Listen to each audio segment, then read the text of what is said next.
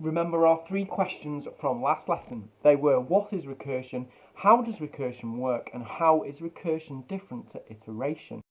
Remembering that question 1 was recursion being the term we use when a subprogram calls itself. Every call to itself, a test is done. This is our closing test to see if the subprogram should call itself again. Remember, we need a terminating clause as well. Remember, for our recursive program, we need a base case. That's our terminating case. The case where the program is going to stop.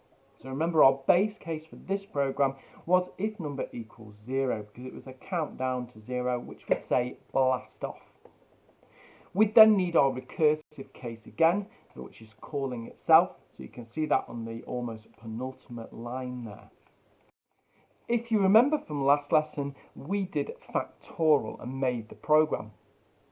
I've made a random program here, and what I want you to do is, like we made the block diagram last week for factorials, you can see my example on the right hand side of the screen, make a block diagram for this program here.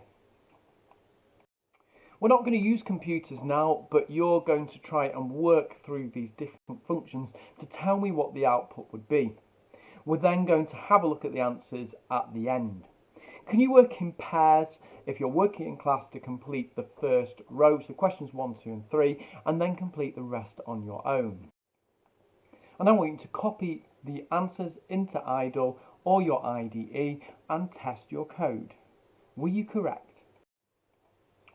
Go on to Trinket now and find the recursion task.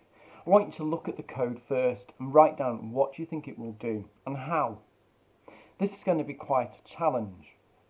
Then run the code. Did it do as you were expecting it to? Look at the code again. In pairs, I want you to find the recursion. Remember, you're looking for 3 different things. In the task, I've given you an example of what you need to look for. You need to look for the terminating clause. You need to find out how many finite calls there will be, and then where it calls itself.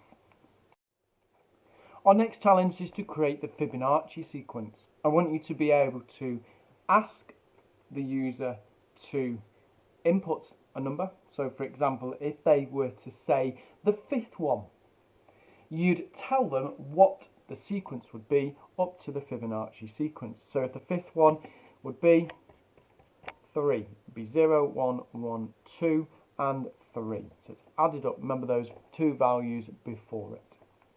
Please add this into Trinket. Make sure you add comments and white space.